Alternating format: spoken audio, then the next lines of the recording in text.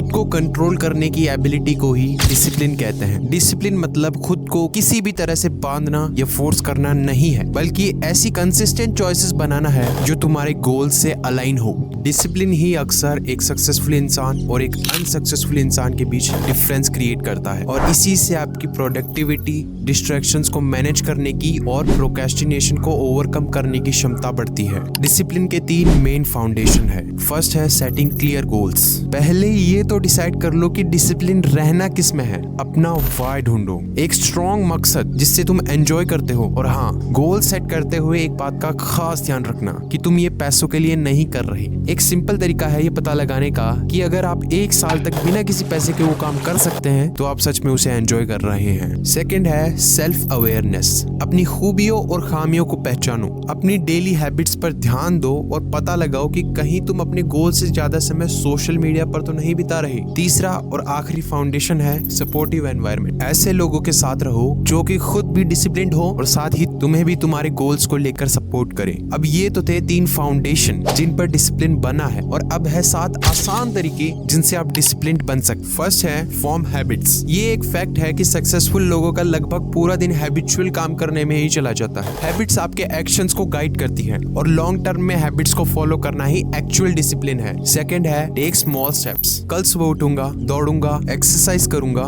Then surely ये काम तुम 4 दिन से ज्यादा कर नहीं पाओगे। इसीलिए पहले छोटे स्टेप्स लो, उससे मोमेंटम बिल्ड करो और फिर बड़े स्टेप्स पर जाओ। थर्ड है मैनेजिंग प्रोक्रेस्टिनेशन। प्रोक्रेस्टिनेशन का मेन रीजन है फेलियर का डर। फेलियर को सीखने की अपॉर्चुनिटी समझो। पहला स्टेप लो और भरोसा रखो, उसके आगे का रास्ता काफी आसान है। Just start now with the least resources. Fourth है रेजिलियंस, यानी जिद्दीपन। सुनने में काफी खराब शब्द है, लेकिन ये एक्चुअली बहुत जरूरी है, क्योंकि चैलेंजेस और टेम्पररी फेलियर्स तो आएंगे, लेकिन तुम उनमें किस तरह रिएक्ट करते हो उससे तुम्हारे डिसिप्लिन का लेवल डिसाइड होता है। Point number 6, reflecting on progress. समय निकालो ये देखने के लिए तुम कितने आगे आ गए हो, जिससे तुम्हें मोटिवेशन मिलेगा कि तुम कितने लोगों से आगे आ गए हो जिन्होंने कभी स्टार्ट ही नहीं किया, बस प्रोक्रेस्टिनेट करते गए। Point number 7, patience. डिसिप्लिन ऐसे नहीं है कि किसी पॉइंट पर आके तुम्हें लगेगा कि अब मैं डिसिप्लिन्ड हो गया हूँ। डिसिप्लिन एक जर्नी है जिससे तुम्हें हर एक चेक पॉइंट पर कुछ न कुछ नए लर्निंग एक्सपीरियंस मिलेंगे।